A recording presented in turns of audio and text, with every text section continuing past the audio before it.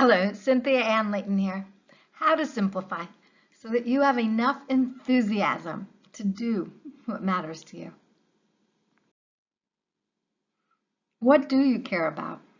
Maybe it's a silly question, but enthusiasm kind of comes from, well, caring about what you're doing. So, what do you care about? Is that you care about included somewhere along the way in all this stuff you're doing? If so, bravo. If not so much, hey, let's ask some silly questions to lead you to, well, action that can simplify your life. Part of simplifying is going, well, to get yourself started.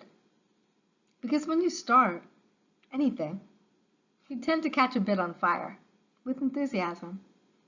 And when that enough level of enthusiasm to catch fire is born, you naturally start to plan because you want more of that, right?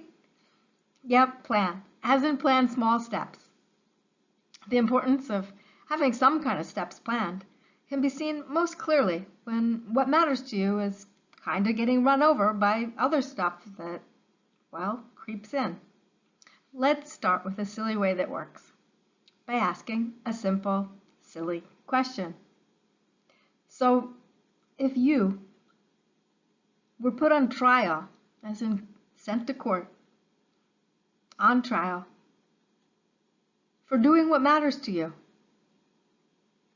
is there enough evidence to convict you of caring about what matters to you? Yeah, evidence, as in stuff you do. Does it add up? Is it clear by your actions? Does it demonstrate how you're living your life? That what matters to you really does matter? I mean, okay, let's step back from going on trial for it. Maybe not that level of high level evidence, but can you tell? Can you even tell yourself from inside what matters to you most by simply looking at your life? I mean, do you let it out of yourself enough that you can see it in your life?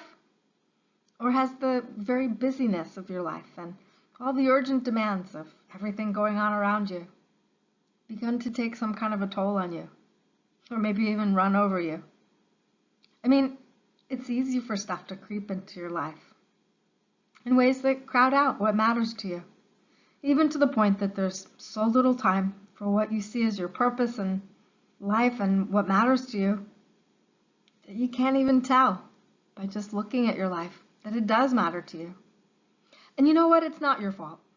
No, it's not your fault, because it's a busy world, and when you get busy, it's really easy to get distracted from what you care about most.